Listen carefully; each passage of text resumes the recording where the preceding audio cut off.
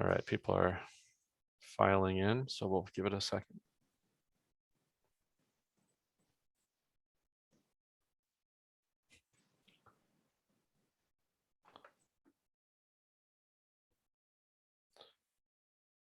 All right, welcome folks. Thanks for joining us. I see folks are joining. Thanks for joining us. My name is Eric Hauge. I'm the Executive Director of Homeline, and you're joining us today on June 1st, 2022 at 1:30 in the afternoon for one of Homeline's regular series of webinars. We have been doing webinars since the beginning of the pandemic on primarily eviction, tenant landlord related issues during the pandemic. As we discussed at one of our previous webinars, all of the eviction moratorium issues end as of yesterday. And so Rachel's going to talk about that in a minute. But today we're joined by a couple of guest speakers, Angie Weiss and Stephen Ernest from the Department of from the City of St. Paul, and Angie is the interim director of the Department of Safety and Inspections. So today's session is going to be primarily focused on the City of St. Paul and their rent stabilization ordinance that went into effect a month ago in May. So we'll get to them in a little bit. Just an introduction about Homeline. We're a statewide nonprofit organization, been around since the early 90s and have advised over 282,000 renter households. Our main program is a free and confidential legal hotline that any renter can contact, and we advise renters in English, Spanish, Somali, and Hmong languages. And we have a staff of 32, including attorneys and advocates, organizers, and a lot of volunteers and interns that help support renters throughout the state. There's our contact information. If you have questions, this presentation, this webinar is designed for an audience, a general audience, tenants, landlords, service providers, attorneys. However, if you are a renter in St. Paul or in Minnesota and you have a question about your rights as it relates to the rent stabilization ordinance or anything else on evictions or tenant landlord law, please call our tenant hotline. We can only advise renters. You can contact us there or go on our website to email an attorney. So with that, we are going to get to Angie and Stephen in just a moment. We're also joined today by housing attorney Rachel Sterling, who's going to go through a brief overview of where we're at in the COVID-19 eviction moratorium before we get to Angie and Stephen. And when we get to them, Dan Suter, tenant advocate in our office, is going to be hosting that part of the session. The last thing I want to say before I hand it over to Rachel is please submit questions if you have them about any of the topics that Rachel's going to talk about or about the rent stabilization ordinance. Please use the Q&A system over Zoom to submit your questions, and we should have plenty of time at the end to get to those questions. And to the comment that somebody put in the chat, we will. This is being recorded, and as long as staff from the City of St. Paul are okay with us sharing the slides, we'll post all the slides along with the recording on our website after we're done here. So I'm going to stop talking and pass it over to Rachel. Thank you. Thank you, Eric. Awesome. Fabulous. So like Eric said, I've got some potentially, for those of you who've been with us for a long while, these possibly the shortest set of slides that I will have had to do in a very long time, because at this point, the thing that we've been talking about for the last year is done. It's over. The phase out protections have ended. They expired last night at midnight, basically. So as of today, we're back into pre-pandemic eviction rules. There are no more protections for pending applications for any sort of rental assistance. So at this point, what I suggest is that if you have questions about what your rights are as a tenant, give us a call or reach out for other legal advice through either private attorneys, legal aid groups. Just if you've got questions, I would reach out, because that's going to be pretty subject or dependent on what your context is for what options you may have. All right, so then, but we do have a couple of things just to note as well. This doesn't have anything to do really with the eviction moratorium to the phase out, but something that is good to keep in mind. There are some pre-eviction filing notice requirements that are still out there. The city ones that we've talked about a couple of times in the past are still there. They are the St. Louis Park, Minneapolis and Brooklyn Center cities have passed their own ordinances. Those are all separate from the COVID-19 things. And so those are in place just through their city ordinances. St. Louis Park has a 7-day notice requirement for non-payment of rent evictions. Minneapolis has a 14-day notice requirement for non-payment of rent evictions. And Brooklyn Center has a 30-day notice requirement for non-payment and material breach of lease evictions. So that means that the landlord has to give a notice before they can go and file with the court an eviction action for these reasons. There are some federal level pre-eviction notice requirements as well. The CARES Act technically has to do with COVID, but most of those things have expired that were part of the CARES Act, except for this 30-day notice requirement for CARES Act covered properties. We've talked about this a lot. Figure out if you're a CARES Act covered property, and then you have to give a 30-day notice requirement for non-payment of rent evictions. HUD properties have a similar requirement for HUD specific properties. So won't go any more into those. And so finally, just some numbers. I know that's been an interest for lots of folks. So I did pull the numbers for this is evictions. As many of you may know, we've been pulling eviction records on a daily basis for since last June on a daily basis. We've been sending eviction letters for almost 2 years now to folks who have had filings. And so these are the numbers through this last Friday. We just weren't able to get the numbers download up into our database in time for this particular showing for everything from the weekend through the end of May. But this is a pretty good indication of where we're at. I anticipate that this number, so the yellow line that you see here is the non-payment of rent evictions. So that's the rate. And this is January through this last Friday. As you can see, there's a very steep incline from February to March and then continuing on up. It looks like it's going to be probably about the same for April to May. And if we go to the next slide, that is also probably going to be borne out. It's definitely within the realm of possibility that April, you can see there's a little over 1,800 evictions filed across the state. Up through last Friday, there were 1,785. It's definitely within the realm of possibility that another 100 evictions were filed between Saturday and on Tuesday yesterday. So my best guess is that April and May are roughly the same number of evictions filed, which is a lot of evictions that were filed because, again, you've heard me say this before, back in 2019, there was like 15,000 evictions filed over the course of the entire year across the state, give or take. And so we are above that monthly rate, that monthly average that 2019 had. We're currently above that with April and May, and we were pretty close to that in March. So that is so we're seeing quite an uptick. And so we don't know what's going to happen now that all of the protections are gone, but I think as indicated, non-payment of rent evictions are already pretty high. As we saw on the last slide, they're getting increasingly higher. And now that those protections are gone, there's probably going to be, we anticipate that there's still going to be continue to be more of those because there's none of the restrictions that were in place are there anymore. So, and that is it for my portion. I'm going to turn it over to Angie and Stephen, and thank you so much again for joining us. And I am going to get out of your hair.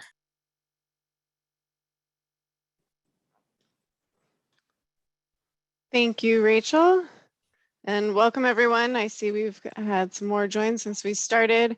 I'm Angie Weesey. I'm the director of the Department of Safety and Inspections here with the City of St. Paul, and I use she, her pronouns. I am joined by Stephen Ernest, who is one of the attorneys who's been instrumental in helping us launch the Rent Stabilization Ordinance implementation. You can go to the next slide, Eric. Thank you. So a brief history. It's amazing that November 2021 was not yet a year ago, but already there's been some forgetfulness that this passed it on a voter ballot. So I used referendum initiative would have been a better choice here, but it could not have been passed by the city council unless given authority by voter initiative. And that's due to state law. So it did get passed on voter initiative, and really the only input that the city had pre-vote was whether or not the language itself was constitutional, which obviously they said it was.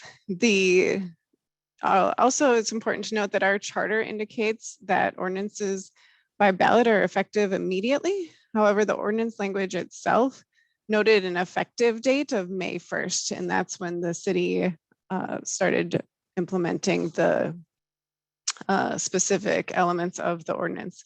This did cause some confusion within the community, and really there weren't great answers because there were two different dates. Some of the instances of the ordinance, it's the only one in the Midwest, and the only one to not have vacancy decontrol. I said only, but there might be one in New Jersey that we've been told about. It's the only one to have a hard cap on rent increases, which is at 3%, and the only one to not have a new construction exception. Go to the next one. The ordinance content. This we found when we went through rulemaking. There was really some confusion about the actual content of the ordinance itself. And so I wanted to cover that here. I did put where you can actually find this in our St. Paul Legislative Code, some light reading. If you're having a hard time sleeping, you can go to this consumer protection section, chapter 193A, which is residential rent stabilization. One of the things that needed to be added to what was passed on the ballot were definitions. There were no definitions for, let's say, the word rent. What constitutes rent? Things of that nature. So definitions needed to be added so that we can effectively administer the ordinance. But the ordinance essentially says that you cannot increase rent more than 3% in a 12-month period. It applies regardless if a resident moves out or a unit becomes vacant. That's what that vacancy decontrol means. And then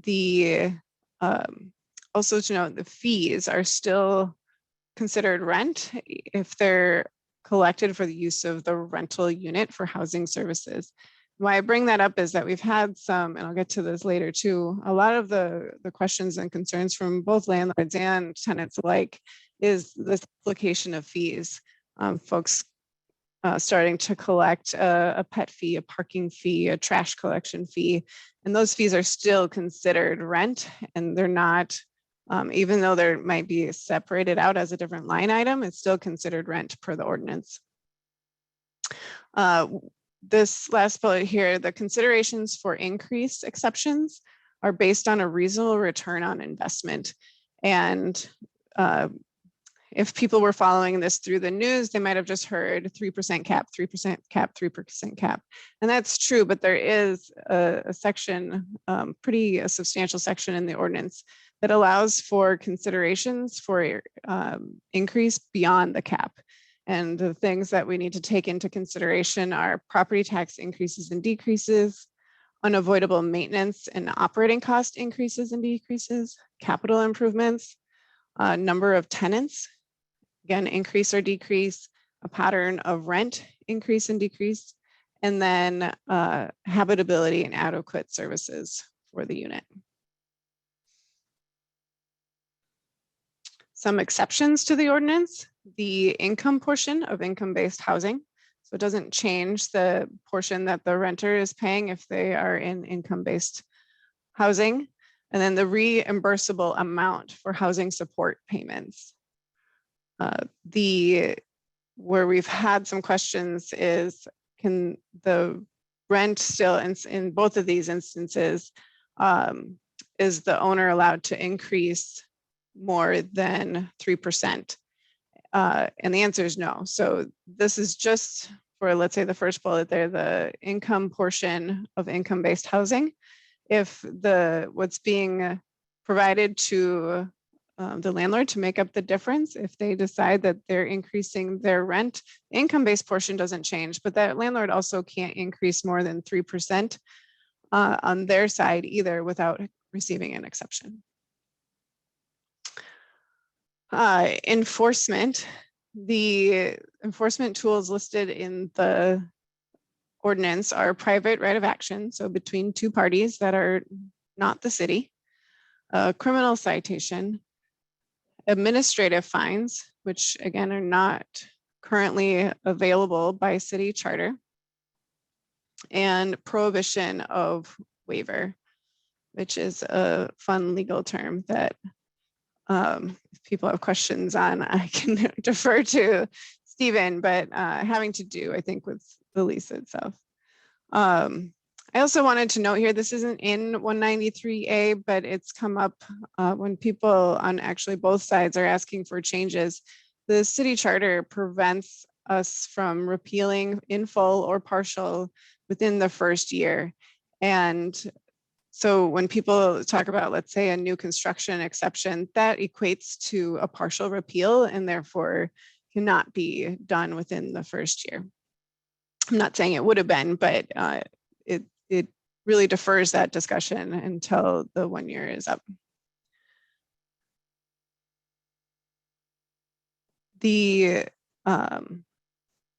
So getting to May 1st, 1 month ago today, very timely here with our presentation, but as you might imagine, when a new ordinance comes into play, there's usually stakeholder engagement that happens before a new policy language is proposed and implemented. And that stakeholder engagement has a lot of forms.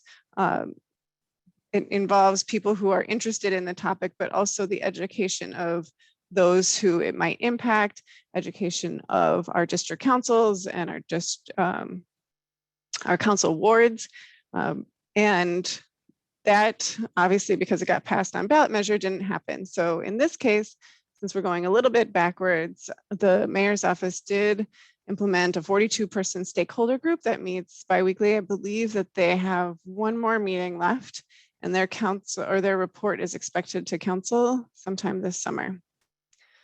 We had a pretty large implementation team. It took a lot of folks for us to get here, to get to May 1st. The city attorney's office, as you might imagine, we had 3 attorneys that were assisting with all of the different elements of this. Thank you, Catherine. It looks like you guys meet weekly, my mistake. Planning and economic development is particularly for that development lens and the dollars that they administer through development for housing in particular. The mayor's office, again, on that policy side and how we want to move forward with the ordinance. The Office of Financial Services, we needed assistance just getting the resource dollars to be able to implement. City Council, obviously we had a lot of changes, not a lot, but I'll get to some of those in the next slide of what we needed to do to get to May 1st. Human Resources, we need to do some hiring. Office of Financial Empowerment did a lot of work on this, both pre-vote and post-vote, and looking at how other cities administer these types of ordinances. Again, we're the only one in the Midwest, so it took a lot of looking at both the coasts and seeing how their frameworks applied to here in Minnesota, particularly St. Paul.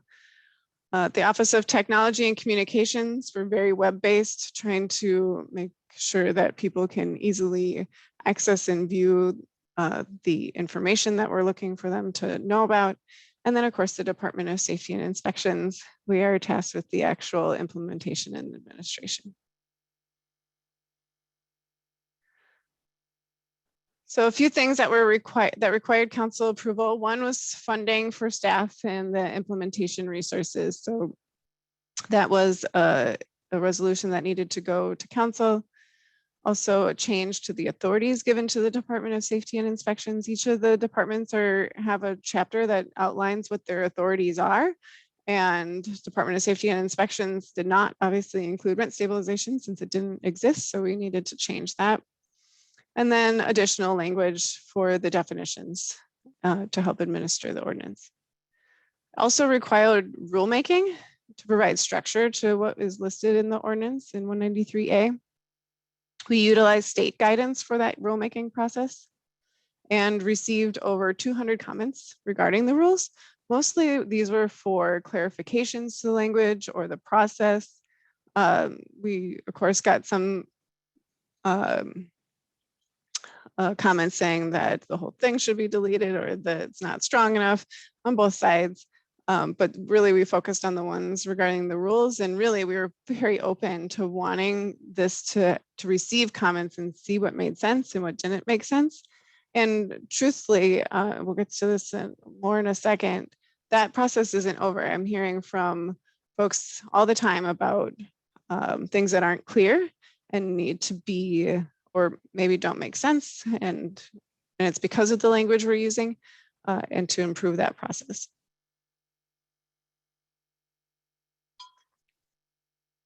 One of the other issues that we had is there's no local case law for this. So oftentimes when there's new laws, you can look to other cities or other cases that have gone to court and see how the courts have ruled on the issues that we're grappling with. And there is no local case law for here. So really we had to utilize the best practices from other jurisdictions where there is strong case law.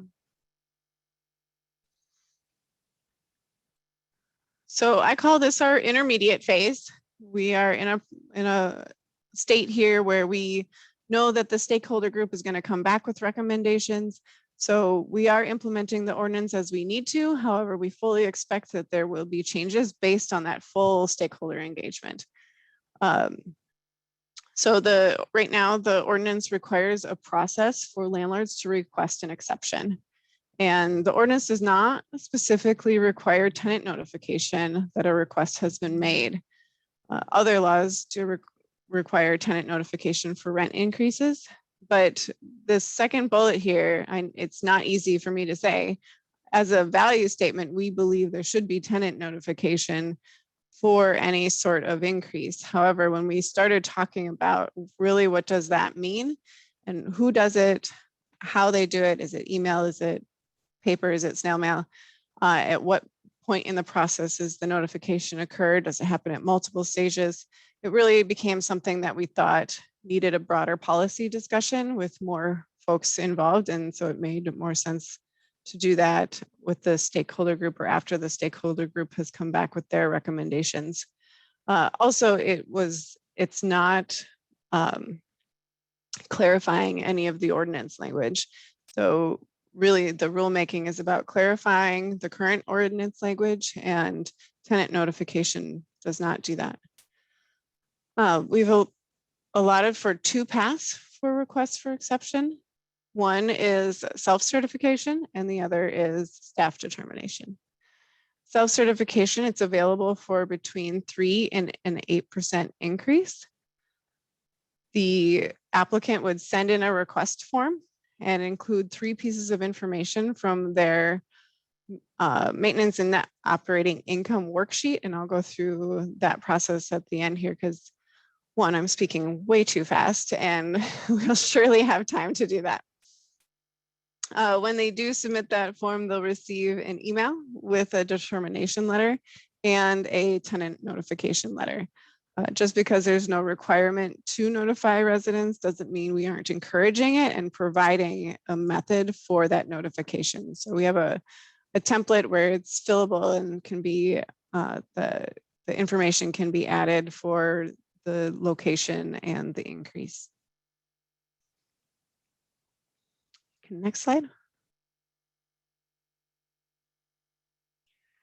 With the staff determination, it's available for any application. We've heard some folks say that it's only available if you go over 8%. It's always required if you go over 8%, but it is available anything over 3%. And the reason is if you just don't feel comfortable having going through the process as a self-certification applicant, you can certainly have staff assistance, and we can walk through the applications, and so that you feel confident. We've had experience even with like a 20-year veteran architect, let's say, they still want our plan reviewer's stamp of approval on those plans. So we understand that even with great deal of confidence, there is something about having that stamp of approval from city staff. So we've made it available for any applicant. They still send in that same exception, request for exception form, and then they'll receive an email back with the various forms and contact for staff information to assist with submitting their information. One of the perceptions we've heard is that DSI is focused on the ability of landlords to increase rent. And I wanted to highlight that here and just address it openly.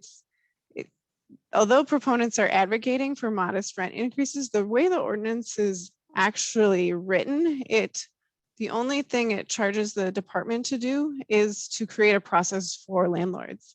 And though that's definitely needed, as somebody who has done enforcement for many, many years, I can see that we haven't balanced both sides, and that tenant notification is definitely a part of that. Go to the next slide. Post stakeholder engagement process.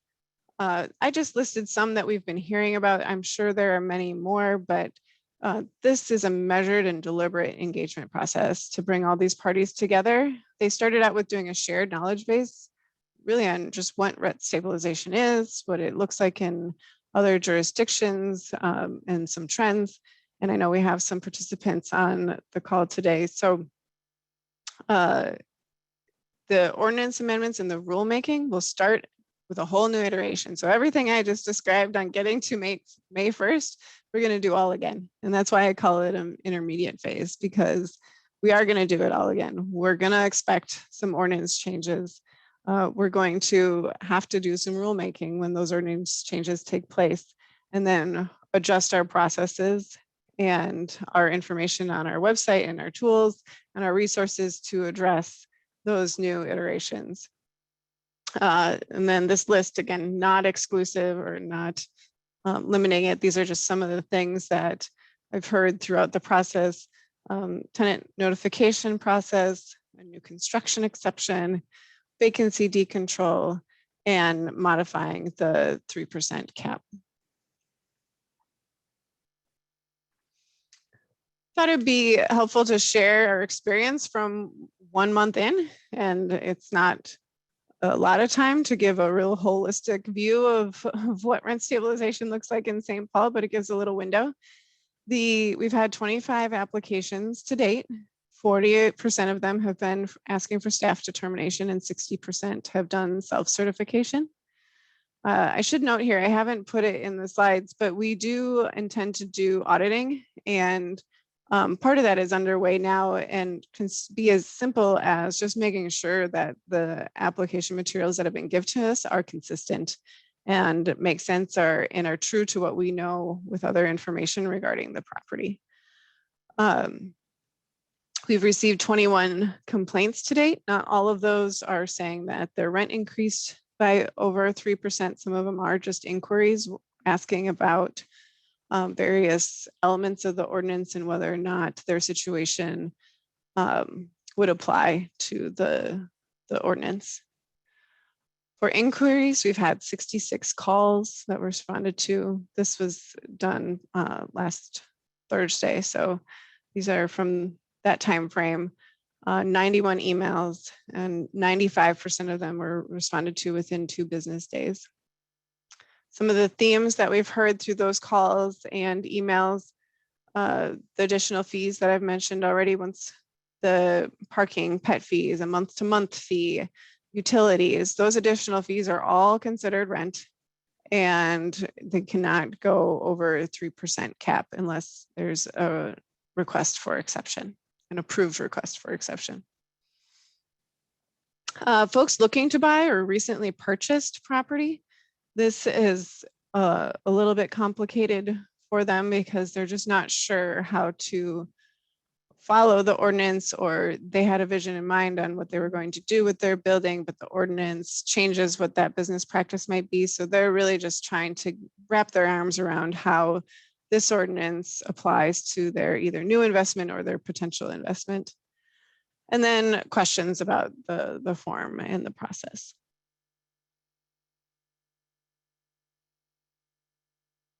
We've also recognized that we don't have great enforcement tools. I alluded to this a little bit previously, but people want answers now. We've heard from landlords who say, I need to make a decision on what I'm doing here, and when am I going to hear back? Or from renters saying, I have X amount of time to sign this lease. What am I supposed to do? And we have heard many renters that feel like they're being forced into signing a lease and something that they are still unsure about. We unfortunately can't give legal advice on what to do. I would never advocate for somebody not signing a lease because that might mean that they're giving up their housing. And I don't know enough about their situation. So I can advise them on what the ordinance says, but really cannot advise them on whether or not they should sign the lease. So we do refer them to not only Homeline, but other resources, their mediation resources that are available. We have a whole resource page on the website. So if somebody contacts us via email, the email back to them, or sorry, via web form, the email back to them will include a link to that resource page. And the resource page is also on our website for rent stabilization. And then I also just wanted to point out that most landlords want to do the right thing, but they're not sure how, and they're worried about the repercussions. This is brand new. As I mentioned, it's brand new to city, so it's brand new to us for administering it, but it's also brand new to renters and to landlords. And so our experience is that most people want to do the right thing, but they're not sure what the right thing is. And those additional fees, I think, are a decent example of that. It's kind of spread. We heard about it a couple of times, and now we're hearing about it really frequently. And it's one of those things that I feel like people aren't actually doing the research to see if that's legal or not. They just heard that somebody else did it, and so they're doing it too. And unfortunately, that means we're going to have to backtrack and roll back some of those, especially obviously if they went over 3%. Next. Questions, and I know some have come in. Yeah, and if I can jump in really quick, you had said, so we can jump to some questions here, and Dan Suter in our office, who is a tenant advocate and our SAKE's public interest resident, is going to take over from here. Did you want to field questions now? I know you said you had another part of the presentation. You want to do that later? Field some questions now. Yeah, I'll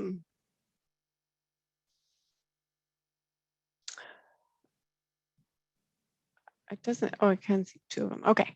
I'm going to first, I think, go on the website, and because I think that might help shed a little light on some of the questions and just outline a few things. Am I able to share? Yep, I'll stop my share, and then so again, we're at 2:07. If folks have questions, please do submit questions over the Q&A, and we'll get to them shortly. We'll have plenty of time for that. And let me stop my share. And Rachel, does Angie have sharing? Okay, so looks like I do. Awesome. Okay.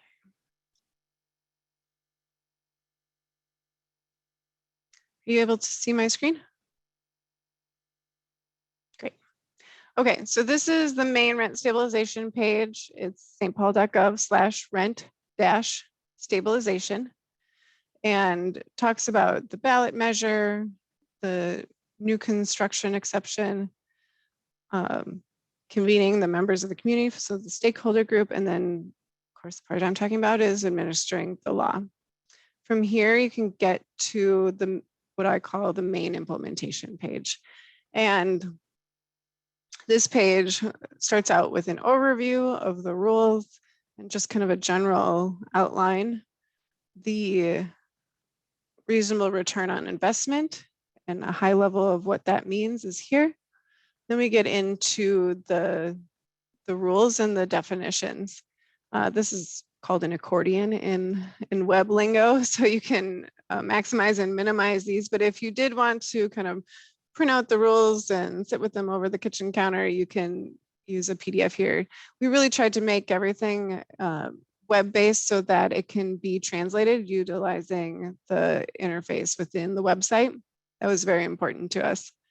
So there's very few PDFs available since we wanted to keep things really web-based. Somebody had asked about the patterns of increases and decreases in rent.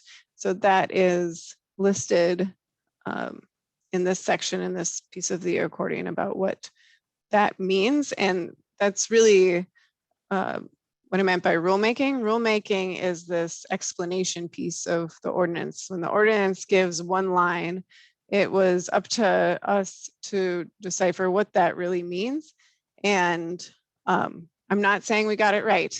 So we think that we got it as right as we could based on the information that we had, but we know that this stakeholder group will come back with new suggestions and comments and concerns. And ultimately those changes might make it through the city council and that approval process. This goes into these two paths for requests for exception. And it always starts with this, and I'll go back to here in a second and show a test example, but this lays out what the steps are for self-certification. This lays out the steps for staff determination. I didn't talk about this in the slides, but there is an appeals process for the determinations. We have this tenant rights section, again, that we have resources, including dispute resolution, Homeline, SMERLs, and some other advocacy groups listed here. And then a way to submit a complaint. This is in both English and Spanish, and the worksheets, some other resources. I will note that we are working on multi-language materials because we are expecting to change the ordinance and therefore likely the process. We're being strategic about the materials that we translate at this time, since we don't want to do the translation and then just a couple of months later have to do all that work and translate it all again. And I don't just mean on the website, I mean for user materials. We're going to do some instructional videos. We have a lot that we want to do. Really, we're starting with education and we're focusing on education, really highlighting that this is new for everybody. And we need to do education before we do any sort of enforcement. So I'm going to pull this up, and I believe you'll still be able to see it. Is that the case? Can you see the exception form? Okay. So this is what the exception form looks like. Again, this is really just what I'll call like an intake form. It has that base information that we start with so that we can track the various requests. I'm just going to put test in here most of the time. I'm going to put my email in here so that I can eventually show you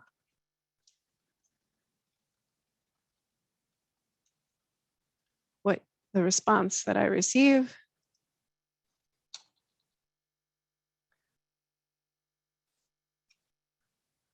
So it asks for the address of the applicant, if there's a company that the applicant represents, the owner of record for the property, the address of the property, the PIN. This question here, what portion of the building are you requesting exception? Depending on the answer here, it brings up different questions following this. So I'm going to say the entire building. And is the increase the same across the all units? I'm going to say yes.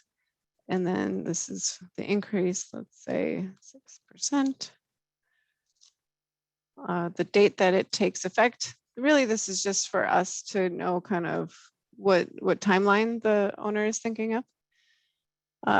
These are the elements that are listed in the ordinance. So they're listed out here in a little bit different format. We had some feedback on this through the rulemaking process. So owners are able to select here what conditions that they're applying for. And then part of the ordinance is that applications for exception must include consideration of the habitability of the property. And so we ask these base questions. This isn't only what we're concerned about, but this helps us with a starting point. So I select no code violations. Any sort of additional information they want to let us know. This is also really helpful for us in processing the applications. I'm going to say I'm self-certifying, which will bring up the 3 questions coming from the MNOI worksheet. So they had to have done the MNOI worksheet in order to come up with these numbers. And then some disclaimer language about the self-certification. Any of those who are on who are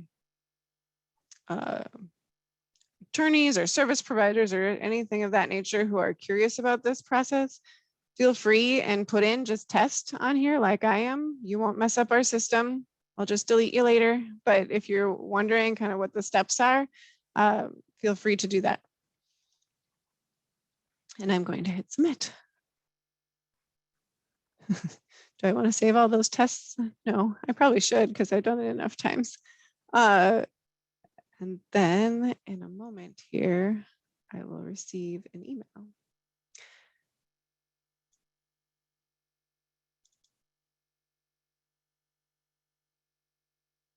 going to share that so you can see what that looks like.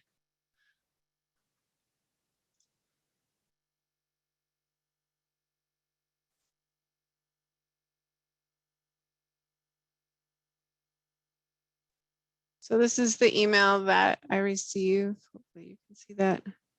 It's thanking me for submitting my form.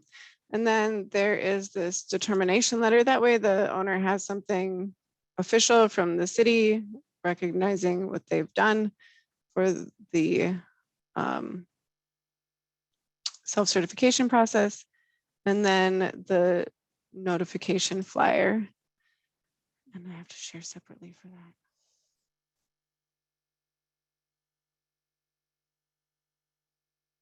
So this is the notification flyer. Owner can put in the date, their name, the increase and the date, and then where they can direct questions to. Really the intent here is for them to contact the landlord first if they have questions. And then there's the notification piece about hearings and appeals. The determination letter looks like this, recognizing that they've applied for an exception through self-certification and to retain their documents for at least 3 years. Also giving the appeals information, notifying them that folks have the right to appeal.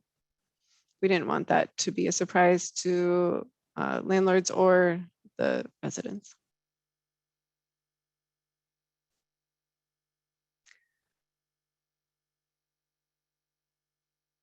So with that, I'll stop sharing. You can go back to the questions. So, Director Weesey, I think if I could just kind of play point guard on some of these questions. That'd be great. You know, one of the most common questions, and it's come up a couple of times in this box, is what is rent? And you touched on that, but it'd be nice to kind of drill down. People have some, so let's start broadly. Can you talk about the scope of what fees and services are rent under the rent stabilization ordinance? Yes. So in the definitions, and I can probably put these 3 key definitions in the chat so that people can mull over them. But so rent are all monetary considerations charged or received by a landlord concerning the use or occupancy of a rental unit pursuant to a rental agreement. So if you notice there's a term back to both rental unit and back to rental agreement.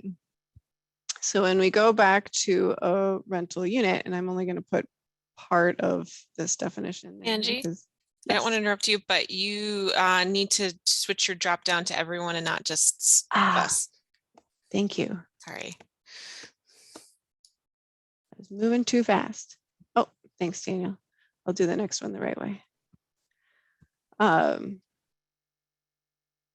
rental unit.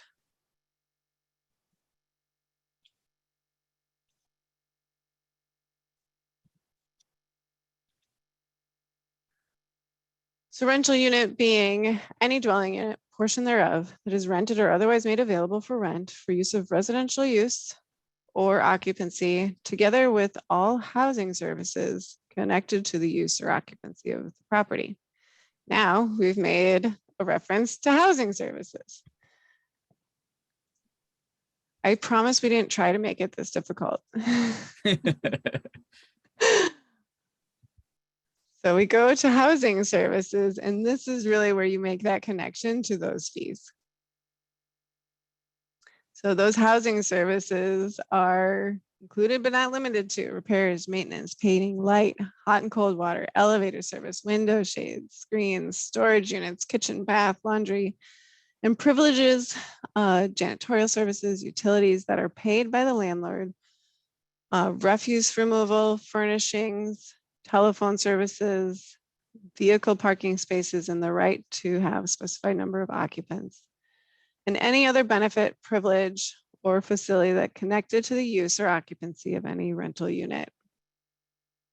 So when we talk about like this month-to-month fee, I've heard some residents say that is being charged. That's a fee to utilize the unit. So it is considered rent. And having somebody on a month-to-month is a business choice. And the dollar amount that's charged for that is considered rent. A pet fee is a fee for use of the property with a pet. So we've decided that it's included in rent and therefore it has to meet the 3% cap. Parking fees are another one.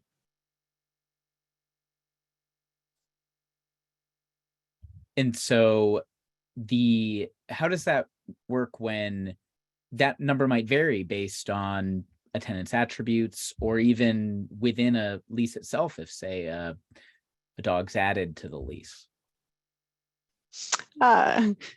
I'm chuckling because we had quite the pet discussion between our team and because, you know, pet ownership is at an all-time high. We saw that through the pandemic. So this is not a small issue. We know, and pet ownership within rental dwellings is at an all-time high. More and more landlords are becoming what I'll call pet friendly, where they're either allowing or advocating having pets in the building. So it is definitely something that we talked about extensively. The example I'll use is, and I tend to use $1,000 because it's a nice round number, but if my rent is $1,000 and I have no pet, and presumably there could be an item in the lease that says, if you have a pet, the charge is $100 a month. So, but I have no pet, so I don't owe the $100. Where if my neighbor has a pet and they are charging, the landlord is charging $100 a month for that pet, then they can't charge me $150 for the pet. They have to charge me either also $100 for the pet, or again, along with any other changes to my rent, no more than 3% above holistically, if that makes sense. So not just $103, if they also increased it for utilities or some other thing without an exception through our office, they could only holistically go 3% over rent. So $30 total. Thank you, Director Weese. Very sorry I interrupted you. No, that's okay. I had more thoughts and I kept going. So I want to get into, again, one of the most common things we've asked is, I heard 3%. Under what circumstances can a landlord charge a rent increase greater than 3% legally? Yeah, the answer is under quite a few different conditions. And that's the part that didn't make the headlines, is that there are quite a bit of different ways where people can go above the 3%, but they have to justify it. And that justification can come in a variety of different measures. Through this, I've recognized that people's math skills aren't always top notch. So 12% increase in your property taxes does not necessarily mean you get a 12% increase in rent. But that math doesn't work. The percentage and actual dollar value don't equate so much. So really they have to show us the section that they believe that they are applying under and what their actual math is. And that's really why we've provided the self-certification and the staff determination, because that might get pretty heavy depending on the situation that you're in for the building. But I would say the key piece of that is that we as the city have no right to take away that investment potential for that property owner. They have a right to a reasonable rate of return on investment. And where I want to clarify though, is that means something different for this ordinance than it would, let's say, if you are a property investor and you're doing a pro forma to decide whether or not you're going to buy a property. Those are different things. And we've seen that come across too in some of our conversations, is that this is really about the money you are investing in this property. So we don't want to prevent investment either into the property. If the building needs a new roof, you can apply for an exception, amortize that roof replacement over a 30-year period and apply that increase to the rental units. So we want to make sure that we're not having dilapidated property because people have some sort of fear or inability to maintain their property. We need to be able to give a pathway forward for that. And those types of things are in the rules. And there's a lot of conditions that folks can apply, but they have to do some work and some justification that the increase is justified. And something you said in there, I think is reiterated by some questions from the attendees. What does the city of St. Paul or the DSI specifically have in mind for public education so we can get out to both landlords and tenants, kind of the truer scope and shape of the law? Yeah, so far we've done pretty heavy notification for the rulemaking. And that was by design because we wanted a lot of input and we did receive a lot of input. We'll continue to do that as we change the process through this next iteration after the stakeholder group. Anything that has an ordinance change will also be in front of city council and have a public hearing. Those are not what I'll call lip service. They really do matter. And those public hearings do have input and change into the ordinance that ultimately gets adopted.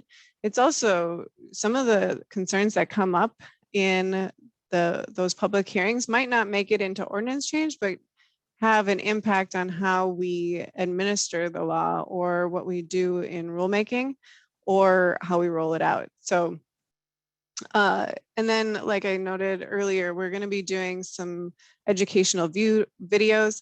We've found in some of our other programming that people really gravitate towards visual and kind of being told what to do and how to do it rather than looking through this long scrolling list of rules and trying to parse it out. So really just trying to break it down, make it not look so intimidating. there is this perception that all landlords in St. Paul are middle-aged, bachelor degreed white men. And I can assure you that's not our experience. We have a variety of landlords within the city. One of the other distinctions between this ordinance and others is that many of the other ordinances across the country only impact multifamily housing. And our ordinance covers single family to the largest building. So we have a lot of different stakeholders as far as landlords go, who we are trying to communicate with and putting our best foot forward in making sure we're meeting their needs, whether or not they have a CPA on full-time on staff, or this is a property they inherited and they're just trying to make ends meet. I think that balancing of interests is really important. One area, if we could get into a few kind of more technical questions, one area where I see that really is in the something that has, I think I haven't heard much discussion about by anyone, is the increases in rent for the number of tenants at a location. It seems like that section of the rules is pretty balanced in that it gives a landlord the right to charge more for increased occupancy, but gives tenants, frankly, a lot more rights than they previously had as far as the ability to bring people into an apartment. Can you comment on, have you seen any action on that in your rent increase requests, and kind of on the balance of interest there between landlords and tenants? Yeah, I'll answer that, but also clarify something you said. So I've had a request for this, and their language that they utilized was too generic, so couldn't approve it based on what they submitted, but walk them through how they could change the language so it matched the rulemaking. For instance, they said that they would charge more for couples. Well, couples is a very generic, loose term, but you can't charge more for a married couple or a domestic partnership, for instance. So they needed to put a little more nuance in that. It does allow for up to 15% increase on an additional resident who is not considered what I'll call family. And I hate that term, but there's quite the layers of relations outlined in the rulemaking. And if you fall in one of those relations, you can't be charged extra. So a family of four cannot be, your nuclear family, husband, wife, 2 kids, can't be charged more. But if it's 4, let's say, buddies living in a college house, they can be charged extra. That's still 4 people living in one property, but the rule is different. The flexibility you mentioned, this is an isolated ordinance, and by that I mean you still can't violate your lease. So if your lease says that you are the only resident, you can't just let people in. you obviously would still need to work with the landlord to be able to have more roommates. And we have heard that from landlords previous to this ordinance, that extra residents started moving in, or some relation of some kind, and it was a lease violation. And we don't get involved in those discussions because those are civil situations between the landlord and the resident, but it doesn't mean we don't hear about them. That up to 15% is in addition to any other increase that they might ask for. So a capital improvement, let's say, or a tax increase, where the landlord believes that they can justify an additional increase, that 15% is in addition to that other increase that they are asking for. Is there another part to that question? I feel like there was and I missed it. I think we have some other pretty interesting questions. Perhaps if you want to address this, or if Mr. Ernest wants to address this, can you discuss what waiver means within the concept, the scope of the rent stabilization ordinance? We have a question about what waiver means. The prohibition of waiver? Yes. Stephen, that's under the enforcement, I believe. Yeah, Angie, I can take that. Thank you. I'll get a drink. It's a pretty simple concept. Really, all that it means is that a landlord, say they enter into a lease agreement with a tenant, they are forbidden by the ordinance from, for example, including a provision in the lease that says the rent stabilization ordinance doesn't apply, or I'm allowed to raise my rent as much as I want to within a year. With it could you a landlord could always make the argument in the absence of that they could do that, but this just basically guarantees that they're not allowed to do that. They can't include that provision in the lease. Thank you for that explanation, Mr. Ernest. Director Weesey, we have a question kind of broadly. The attendee asks, can you speak generally to how a Section 42 low-income housing tax credit property could raise rents today over 3%? Could they have already realistically asked for an exemption? Stephen, do you want to take this one too? I know you recently did some research on it. Yep. So under the ordinance, and I'm no expert in low-income housing tax credit properties, but under the ordinance, rental units that are owned, operated, managed by a government unit are exempt, but that's not the case for low-income housing tax credit properties. My understanding is these are privately owned and operated. There's an income eligibility requirement, but unlike Section 8 housing voucher choice programs, the rental obligation of the tenant doesn't fluctuate based on income. So under that logic, they wouldn't be exempt from the ordinance. They would be subject to it. So without getting an exemption approved by the department, they're not legally allowed to raise rent over 3%, if that makes sense. Got it. I think that makes sense to me. I want to point out, just kind of adjacent to that, we know that there are a variety of housing programs that help fund low-income housing, and they might need some sort of separate approval to raise their rent for that program. That does not negate them from needing to follow this ordinance. So if they get approval from whatever agency that is that they're requesting a rent increase from for that sort of funding mechanism, that's one step, and that's the step that they've always had to do, perhaps. But this is now an additional step to ask for an increase over 3%. So we have another follow-up on some of that outward-facing education. Dana wants to know through what department these communications to the public will be, and how we can educate younger renters, like teenagers and college students. They'll be on the city's rent stabilization website. Our hope really is to also utilize social media channels as well. As you might imagine, a rent stabilization how-to video is not as popular as the naming of the new baby zebra at Como.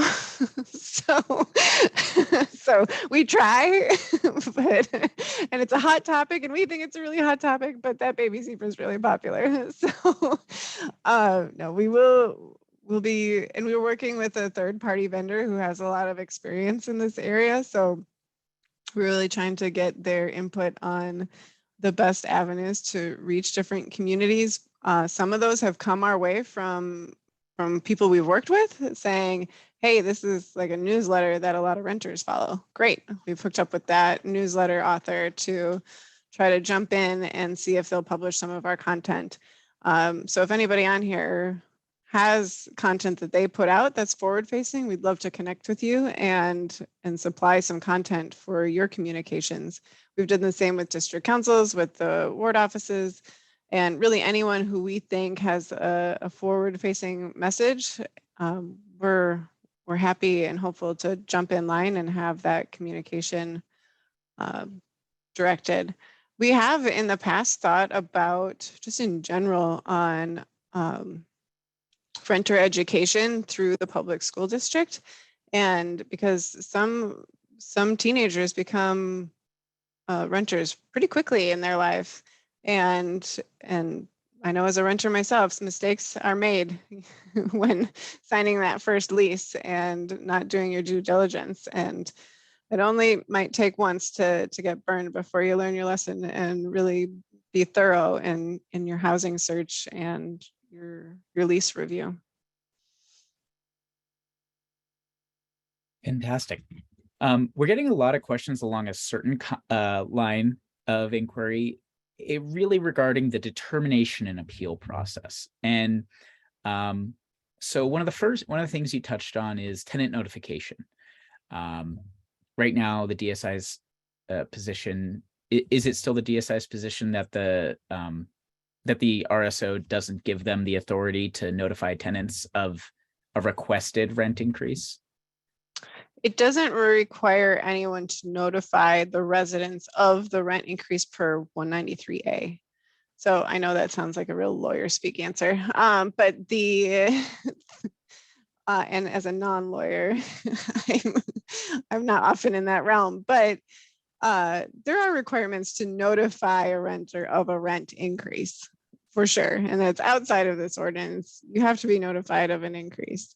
The time frame on that varies for some situations, but it's usually at least one rental period, which is around 30 days.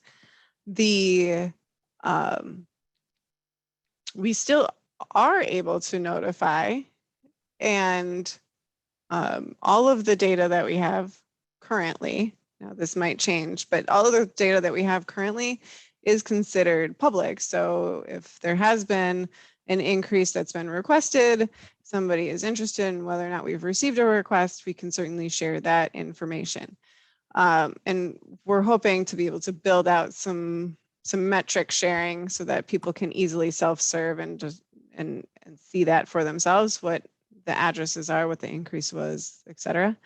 That part isn't lifted yet and available, but again, one of our desires in building this out further is that people can self-serve in that way. So they are able to see what was submitted to us. And if a request for exception form has been submitted. And so you mentioned that there have been some proposals around tenant notification. Do you have an idea of what that would look like and what the timeline on that is? I mean, I know you mentioned the web portal, but kind of direct notification. Yeah, we don't have a timeline on that. What we've talked about, when we really started getting into it, it got more and more interesting and complex. For instance, is that something the city should do? Or is that something that the landlords do? And if it is something the city should do, well, then we need the contact information for all of the residents. And now we're asking the landlord to provide that to us. And then is that data public? So is all of the resident data now public because we have it? So the more we ask questions and the information we receive, the more confusing, it's not confusing, but the more complicated it got. And we need to provide a funding mechanism for doing the notification. Public data is a real thing. We're asked for it all the time. We're very concerned about what information we have and what we hold, and because it is considered public data. So I should note that the one thing that is not public data are complaint data surrounding housing. So the complainant data is not considered public. I have a resident right now who made a complaint, noticed in their complaint that they're concerned about retaliation. It's an owner-occupied duplex. I'm concerned about retaliation for them. I mean, even if I don't give complainant information, it doesn't take a rocket scientist to say where that complaint may have come from. So I will not go out on a limb and notify that landlord until this came in on a web form, until I speak with that individual to make sure that they're comfortable with the path that I'm recommending for notification. We're really concerned about tenant notification or the information that we hold so that we're not putting somebody in a precarious situation unnecessarily. So that notification piece can become really tricky, and we want to have further conversations about it. And we didn't want to, in our work group, as large as it was, make that decision within our team. We want to make sure that we bring in a larger group to discuss that in particular. I think one of the concerns has been kind of tenant recourse, and notification, I think, is really important to that. You know, I think that there's kind of a hole here where a tenant isn't required to be noticed until that, the legal requirements under a month-to-month lease or whatnot. There's only a 21-day period to appeal that determination.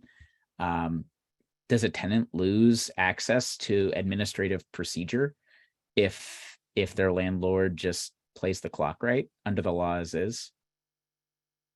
The 21 days is actually on the longer end for us. So fire certificate of occupancy inspections or code enforcement inspections are given a 10-day window. The hearing officer has generally been pretty generous in that timeline. If you're 22 days, she's not going to say, nope, sorry, your clock's over. But if you wait 6 months, she's going to tell you that you've lost your window.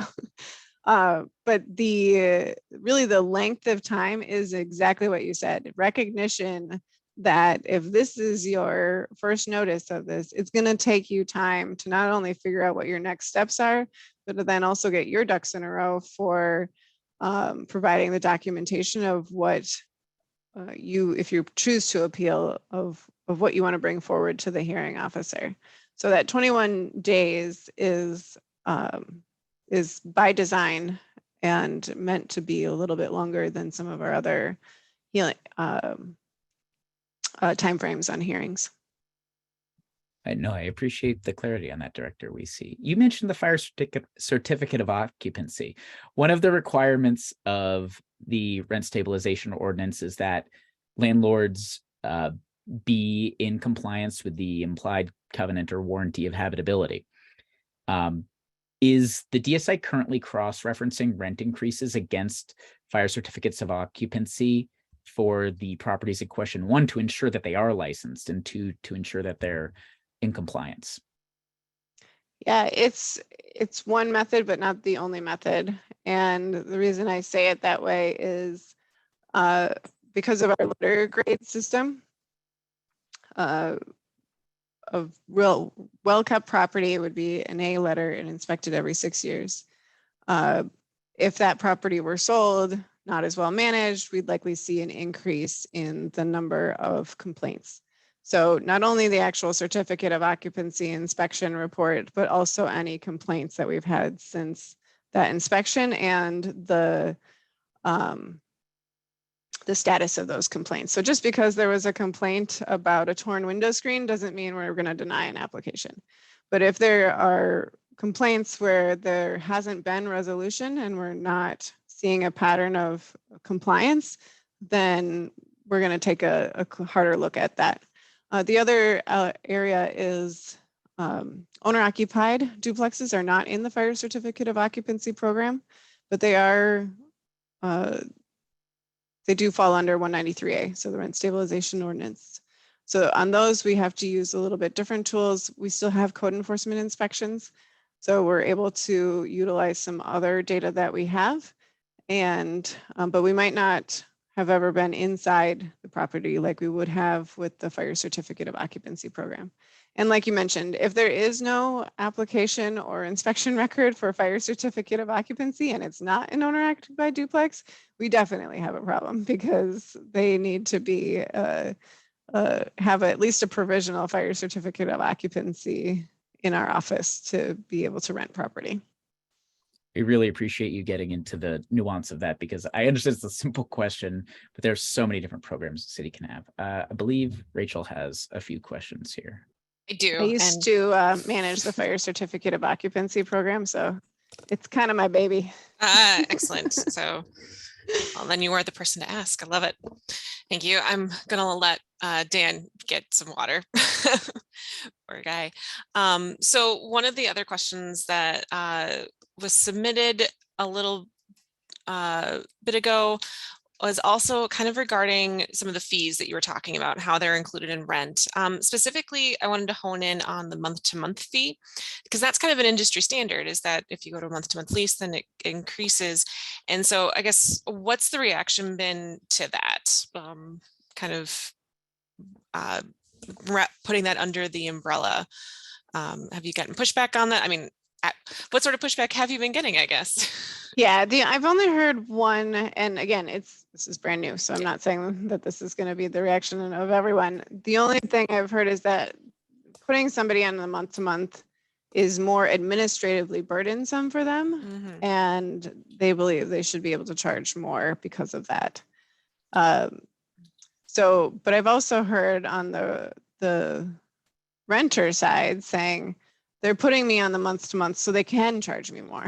Well, that's obviously not the intent of the ordinance. So, there are definitely reasons that a month-to-month exists.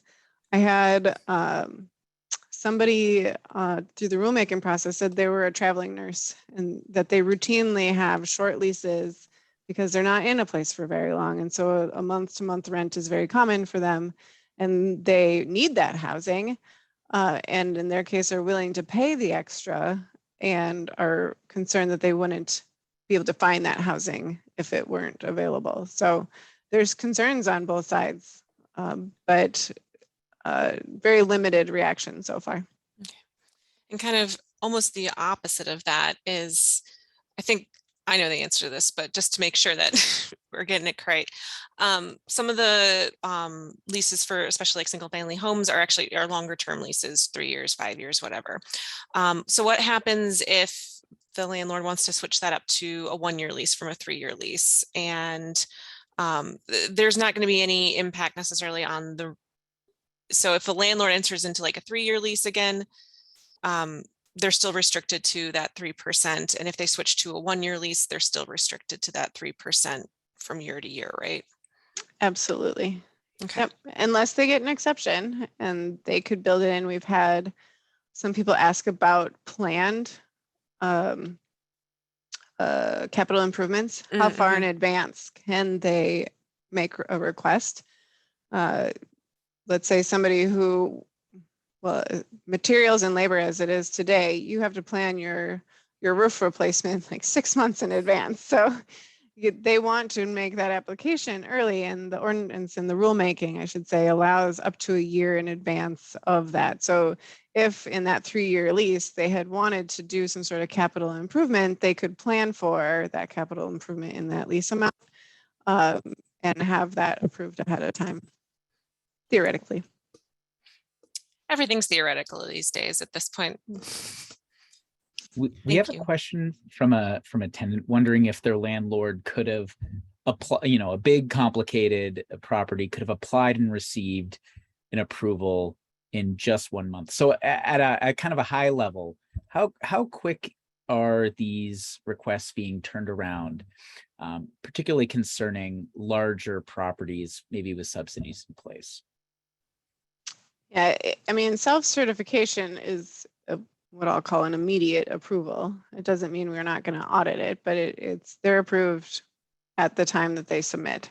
So if they did all of their paperwork in the last 3 weeks, let's say, they could have submitted yesterday and have that approval letter in hand. So that's definitely possible. The staff determinations are taking longer, much longer. And that's more just because we're learning and getting all this different nuance from each of the various situations that are coming our way. So those are, they're intended to have more back and forth. And when they submit an application for staff determination, what we're seeing is they're not submitting their documents right away. So unlike the self-certification, they haven't done all of their documents ahead of time and then submit the form. That's what self-certifiers do. We're finding in our, again, 1 month experience that staff determination applicants are sending that web form in and then taking quite a bit of time before they submit their documents of support. And so we're working out processes to follow back up with them, see if that delay is they're not sure what to do, or they just don't have all their documents together yet. They haven't had time, what is it? And make sure that they still feel supported. But staff determination is taking longer, and it's mostly because they haven't submitted their documents. And kind of a follow-up to that, if an audit or an examination does determine that the full rent amount wasn't owed, what should a tenant, our tenants do a refund of any amounts over the allowed amount that they paid? Sorry, they're a little convoluted. So if we find that the exception wasn't justified, is that? Yeah, say they self-certified an 8% increase and only 5% was allowed. What about that marginal 3% that a tenant paid? Well, I can tell you what I think happens, but what I think should happen, but it's not what the ordinance says. So the ordinance says nothing. Now, I believe that they were never due to pay that money, and therefore there's some civil issue that could happen there where they're owed that money back. But again, I'm not the attorney. So, and I also want to point out, we've definitely put our attorneys in a place that makes them judges, and that's not what they are. So they can give their best judgment. And I'm saying this in defense of our attorneys. I don't know if Homeline appreciates this, but again, there is no case law on this. So we are making interpretations, but it's ultimately case law that decides if that determination was correct. And so we're doing our best effort on interpreting what we think is the right and prudent way to administer the law. But until something is tried in court, we're just doing the best that we can with the information we have in front of us. Absolutely. And I want to say we all come from a place with our own interests and points of advocacy, but we really appreciate, frankly, the transparency both here today and overall with how DSI has approached this. And it is a lot of work, and it is like, you know, getting out over our skis. I kind of want to talk about the future of the rent stabilization ordinance. Are there any legal challenges to the rent stabilization ordinance on DSI's radar from landlords or tenants? Not that I've heard, Stephen. I think I would have known. I think that would have hit my inbox pretty hard. Yeah, no, we're waiting with bated breath. We've not heard anything so far. No. No, we do have our first appeal that we've heard will happen. As far as I know, it hasn't actually been submitted yet, but I was told that the appellant was going to apply, but I have not seen that happen yet either. So we're no future case law for us yet. I'm not saying like I want it, but that's a whole nother layer. The future though, you know, I mentioned our large team. We haven't had the two positions that City Council approved for Department of Safety and Inspections to hire for this. They haven't been hired yet. So made one of the offers last week. They've accepted. They start on the 21st. So they're going to have to hit the ground running. And then the other offer I made today and haven't had, we're still back and forth a little bit. So I'm excited to get permanent staff. We've had a tremendous group of folks who've really dug in and been just great to work with, and couldn't have asked for a better team, honestly, to launch this, especially with being how novel it is in this area. And you know, again, we really do appreciate your time here today. We have just 3 more minutes, so if anyone has last second questions, please put them in the box. We'll try to get them answered. I did have one last question about the future of the RSO. And in your slides, you mentioned that there are discussions about vacancy decontrol and modification of the 3% cap. Broadly, what are you hearing about possible amendments? Would those have to be ballot initiatives? Would the City Council be able to do it? And what's on the horizon? Yeah, they wouldn't have to be ballot initiatives. So the fact that there's something present now gives us the ability to modify and adjust. Vacancy decontrol could be really tricky. I've had somebody call and say, this hasn't been rented since 2010. What am I allowed to charge now?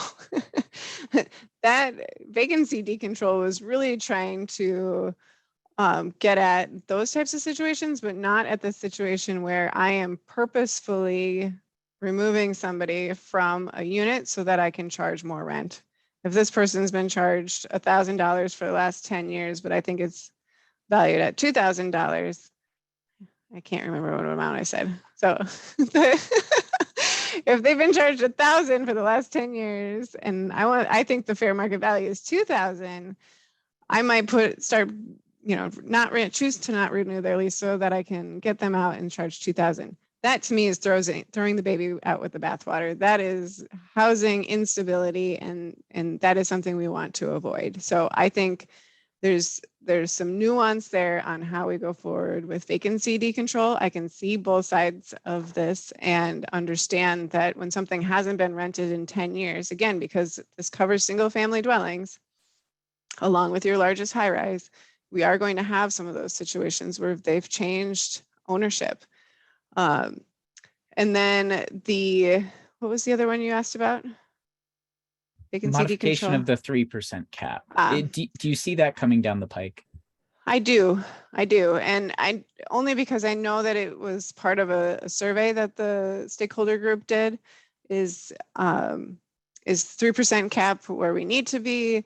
Is it CPI plus a flat amount? Is it just CPI? Is it a portion of CPI? So that discussion has been had. And I want to reiterate too that no matter what the stakeholder group comes back with, I'm all ears. I'm really looking forward to seeing it. It ultimately has to get past City Council. So it's not the last step. There is more engagement that needs to happen in order to get at least 4 votes on City Council.